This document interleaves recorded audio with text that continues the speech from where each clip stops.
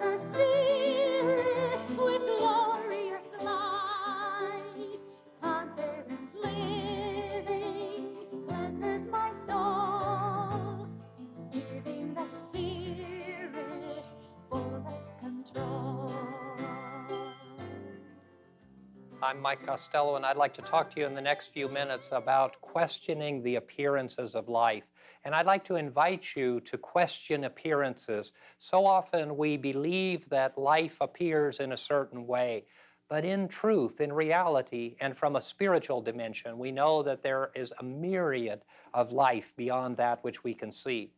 In New Thought metaphysical philosophy, we believe that we live in our minds and not in the world. What that means is that the things that you and I think create the environment in which we live, create the reaction to the environment in which we live.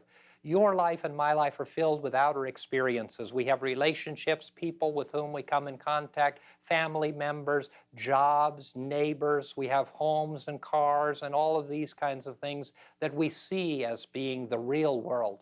But we know that beyond the world that we can see, there is an unseen world. And even when we can see things, some of the things that we see are not as they appear necessarily. I'm not talking about some kind of magical thought process. I'm not talking about some kind of imagery or ghosts. I'm talking about the hard facts and the reality of your life and my life, this physical world in which we live. So often things are simply not what they appear to be. And what they appear to be changes from time to time. The idea that the world is round, remember, wasn't always a thought that was embraced by everyone. Because when we look out onto the horizon, we believe that we see something that's flat. Of course, we all know that as we look out to the horizon, if we look far enough, we may begin to see the beginning of the curvature. But for many, many years, people believed that the world was very finite, much more finite than we know it is today. And they believed that the earth was flat. And other people said, no, the earth isn't really flat. It may appear to be flat, but it's really round.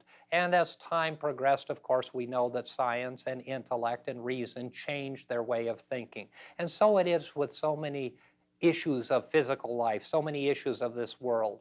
There's a time of the year that I particularly like, and I'm sure you do too, that's Halloween. And it's a time when we wear masks. In the past, people used to have masquerade parties at different times of the year, and they'd have masks that would either cover their whole face or a portion of their face. And the masks so often, and the masks that we see at Halloween are so often grotesque or shocking, and they are that for the fun of it, for the excitement of it, and for the sharing of the joy and the fun between the person who's wearing the mask and the person who's seeing the mask. At Halloween, of course, the masks are sometimes very ghoulish and scary. In a normal circumstance, these scary things would frighten us, but instead, they make us laugh because of the fact that we are thinking differently about them. We know that the mask that we see is not really what's inside, and that inside, whether it's at a masquerade party or at Halloween, that the person behind the mask looks completely different than the mask, and the mask is simply a facade. We see it, of course, and we claim it because we see it with our eyes, but we're able with our intellect and reason to know that there is something beyond and behind that mask, and that the mask is not a true reflection of either the person behind it, and in fact, the mask is not even a true reflection of what it really appears to be. There's a great lesson in the wearing of masks because our lives are masked, if you will, and our thinking is masked, if you will. And so often, we need to be aware of the fact that the things that appear to be real are not always as they appear. And because they appear to be real today, they may in fact prove not to be real tomorrow. And if we look at them from a different view or from a different perspective, we come to see them totally different. I would submit to you that our entire lives are much like that masked experience, because I believe that when we see our life on the other side of life, and we believe that life is eternal, so we're going to go through the process of physical life, we're going to move into a transition which we call death, and we're going to emerge on the other side of life. And I believe, and many join me in this belief, that life in this eternal process will give to us new and different perspectives. Now, I'm not talking about a theology or a religious belief. I'm talking about a spiritual truth. And it doesn't matter what your religious tradition is, or what your church affiliation is, or what your faith background is. I'm not challenging that, and I'm not talking about that. I'm talking about the fact that most of us, believe that there is some life after death, and that on that side of life we'll view this side of life differently. But it's true of every aspect of our life, not only the monumental aspect of moving from physical life into spiritual life, but it is true in every physical experience of our worldly, our secular, our human experience that we have here in this world. The seen and the unseen. There are those things that we see with our eyes and hear with our ears that we believe are real, and in fact they are masks, they are different than they appear. To understand and to grasp the reality of the seen and unseen, we only need to look at the scientific reality of our day. A few moments ago, I spoke about the fact that the Earth used to be thought to be flat, and in fact, we know it's round. Other scientific advances have been the atom.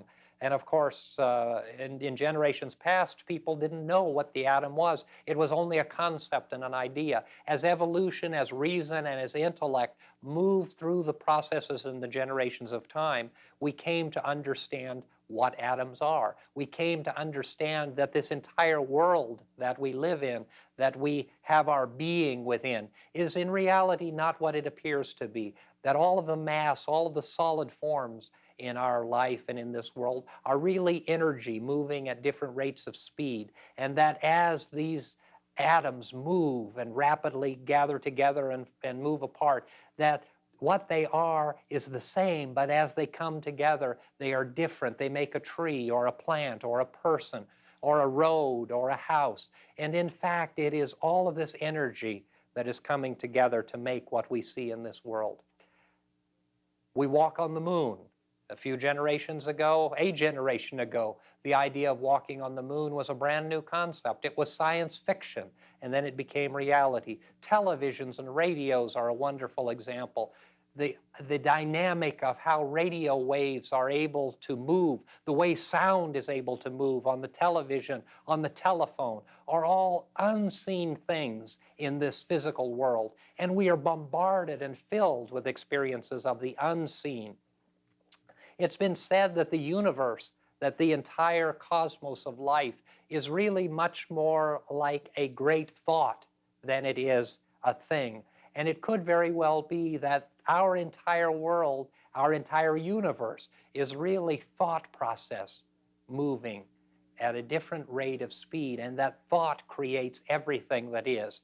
For those of us who come from a traditional faith background, in the book of Genesis, the creation of this world is called out of the mind of God. It is a thought, a seed thought by God that comes into being. In our physical world, the same process takes place, and that is that someone has the seed idea, someone has the thought of everything that is. They come up with the idea and the thought, and from that thought they are moved to create the dynamic of whatever it is that's being invented or made. The camera that I'm talking to, the television that you're watching right now, were thought before they became reality. Someone thought of the idea was tried. After the thought and the idea came to fruition within the mind of someone, the thought of how it would be that this television, that this camera could be put together was in someone's mind before it was put down on paper. Once it was put down on paper and the plans were drawn, then other people's minds joined this idea and this thought. By looking at the plan, they were able to use the plan to make the piece of equipment, and the piece of equipment is now before you and is the medium that we're enjoying right now as we're sharing these ideas. That's only one example of many that tell us that there is an unseen reality, and that the things that we see are not always as they appear to be. In your life, and in my life, we are going to change from the time that we are born until the time that we move through the transition that we call death. We are constantly changing. The baby that we would have looked in the mirror and have seen in the first week of our life is far different from the person that we look in the mirror and see today. And for those who live beyond this moment, and that includes most of us, if we live until next week or next year and we look in the mirror, the appearance is going to be completely different. And yet we know that The person of you and I remain the same, but the appearance of what we are, of what we seem to be, is changing constantly. So often in our lives, we're faced with difficulties and challenge. We're faced with circumstances and situations that maybe we don't want to experience.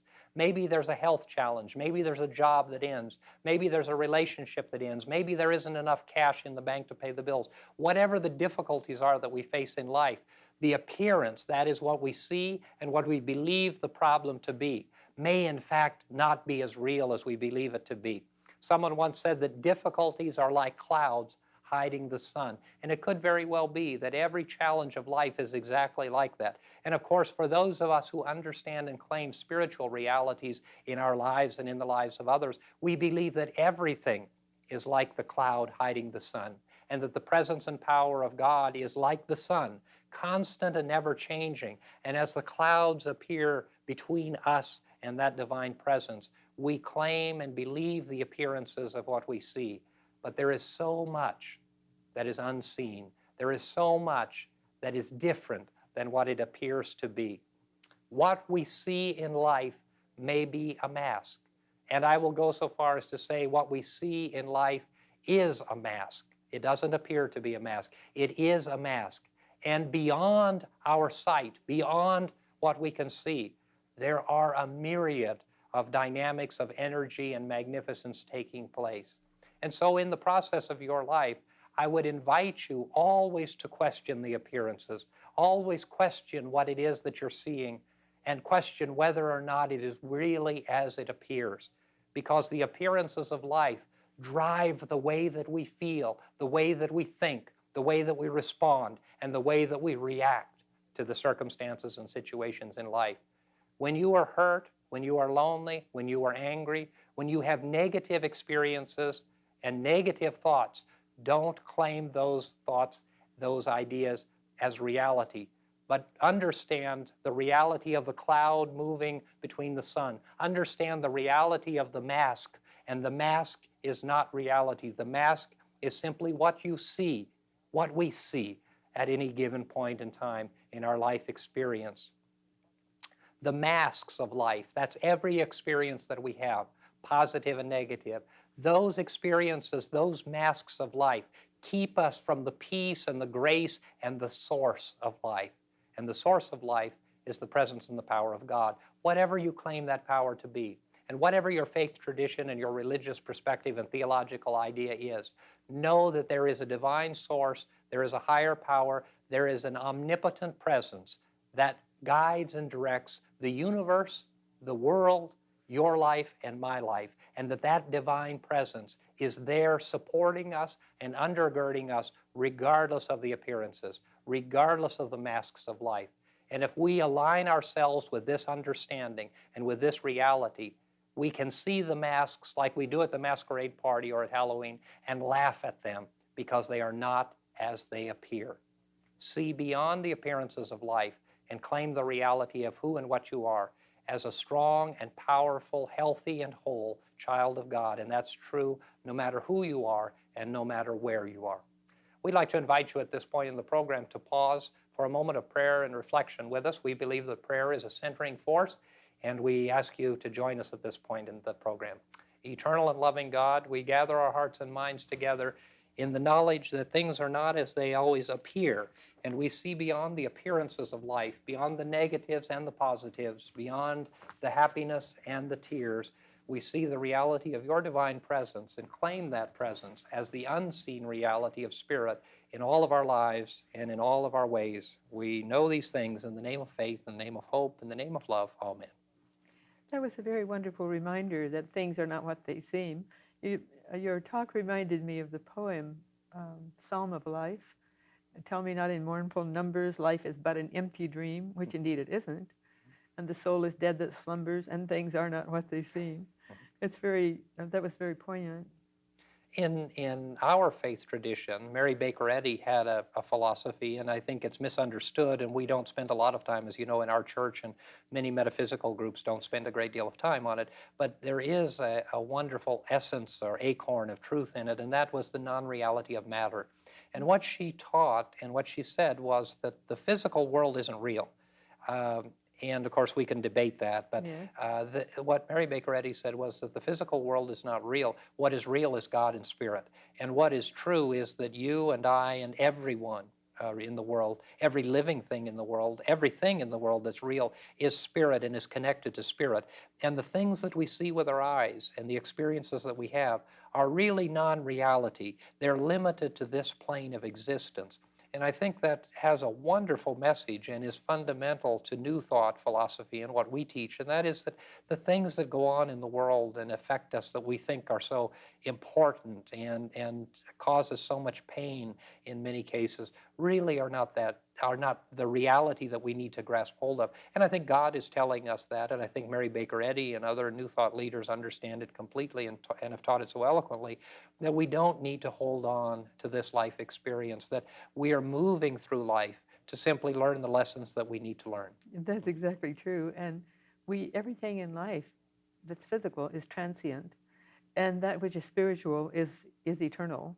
And if we can remember it in that way, then we don't get so hung up on the trivia of life and the trivialities, and we don't get too concerned about what other people are doing or saying or thinking, because it's all transitory. Mm-hmm. And we're not separated from God, that we're always connected to God. Yes. And so even though it appears sometimes in our lives that we're not in favor, in God's favor, or that we've done something to separate ourselves from God, that those are non-realities as well. Yeah.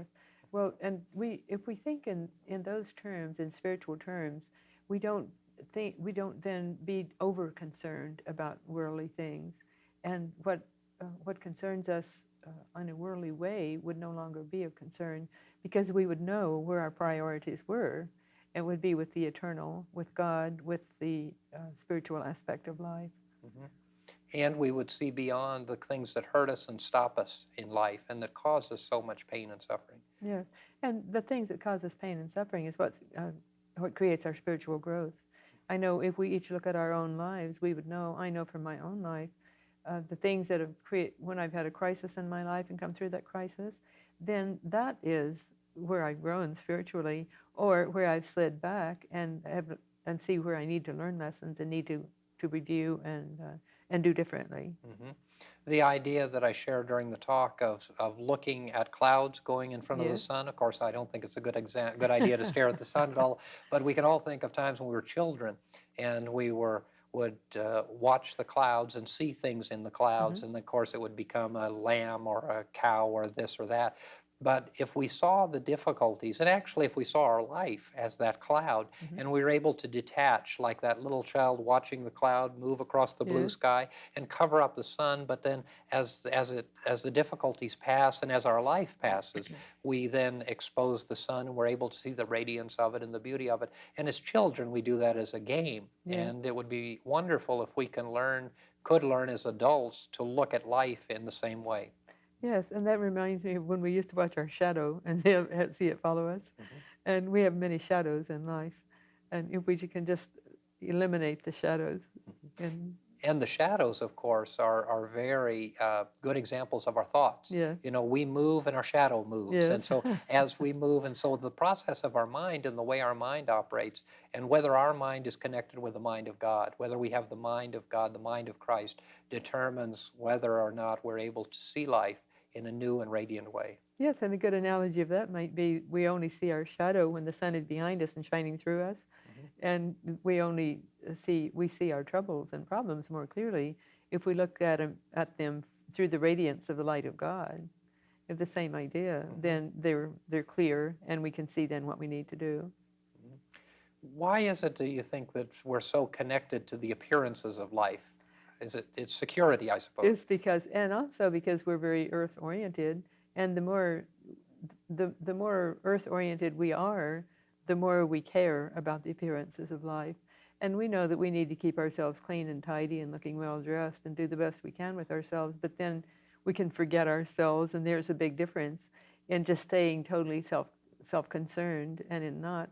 I know I taught at a school, the Vogue Modeling School, a number of years ago for 14 years, and one thing we taught the women was do all you can, study yourself, do all you can to change that which you wish to, and then forget yourself. And I thought that was such wonderful advice. It stayed forever because and that's what we need to do. Just that's face the problem,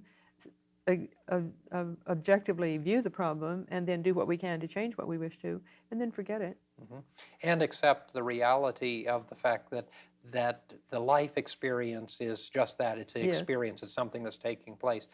Another kind of thought as you were speaking, I was reminded of talking to plastic surgeons, and in my work outside of the church, I work in healthcare a great deal, and a plastic surgeon once said to me that he was so frustrated because so many patients who came to him, not only women but men, wanted to look so much younger. So perhaps someone who was 40 wanted to look 20, and someone who was 60 wanted to look 40, and so forth.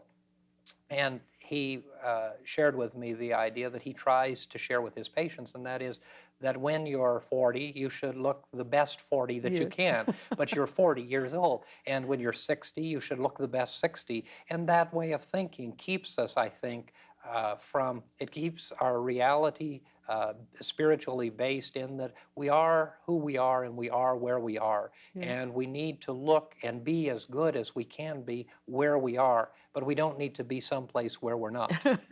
Exactly. A friend of mine who had a facial surgery, plastic surgery on her face, when she was almost 80 years old, and had very good results. She was very happy with her results, but she spent about a half hour on the telephone a year later trying to convince me that I should have plastic surgery now. And so I felt, well, until I have a critical problem, I just wouldn't have plastic surgery because, as you said, be the best we can at the age we are. And so what does it matter if we turn back the clock 10 years? We just want to look the best we can now. And it doesn't matter if we look our age even, if we look well.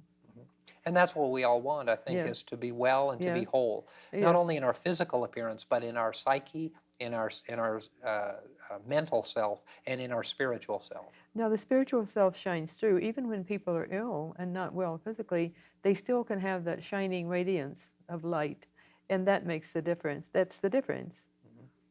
And that radiance shows forth even in, as you said, an ailing physical body or an aging physical body. And we've all seen that with people who are terminally ill or those who are preparing to make the transition.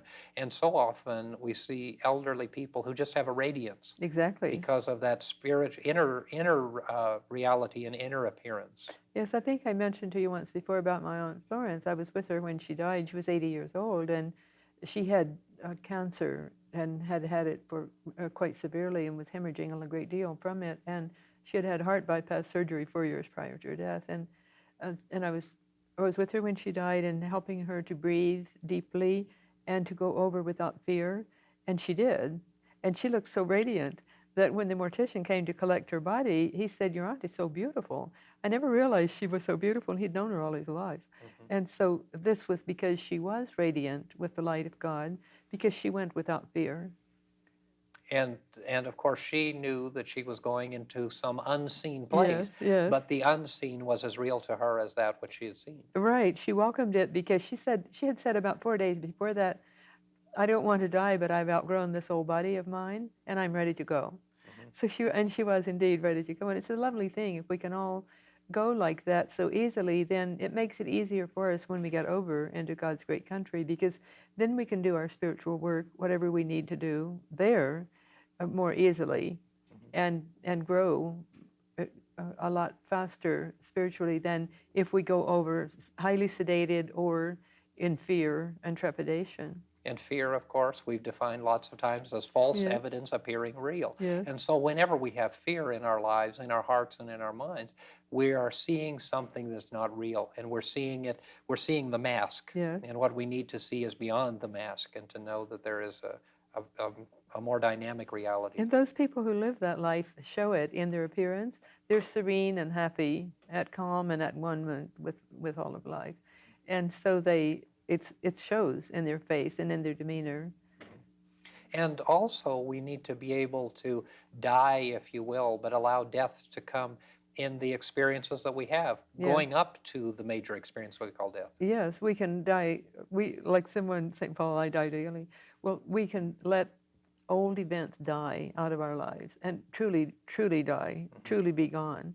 And we can work so much in that way of cleaning up for ourselves so that our psychic space is clean and pure and we're seeing in a positive way, because that affects the atmosphere and it makes a difference in all of life, not just in our own domain. Yeah.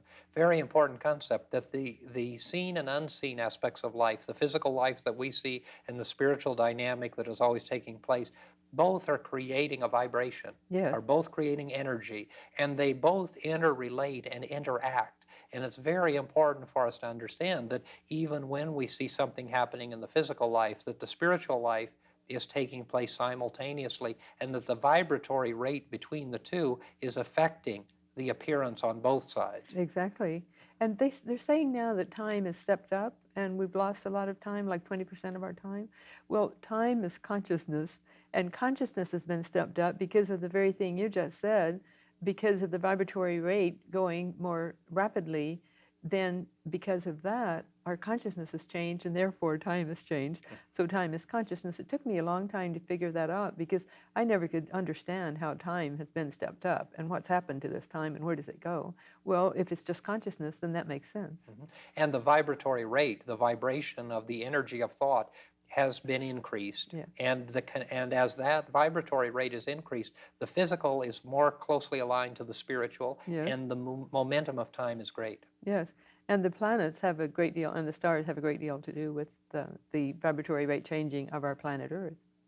And the vibrations and thoughts change, and the world changes. Yes, and we can help change the world by our thinking. That's the important part. Right. The way that we think determines everything. Yeah. And we say so often that we live in our minds and not in the world, and that's absolutely true. Reverend Freelander and I have been discussing in the last few minutes ways in which you can address the seen and the unseen in your life, and we hope that you found the information that we shared with you useful, and we look forward to seeing you next time. Power helps me be strong, confident living comforts my heart. From such a blessing I can't depart.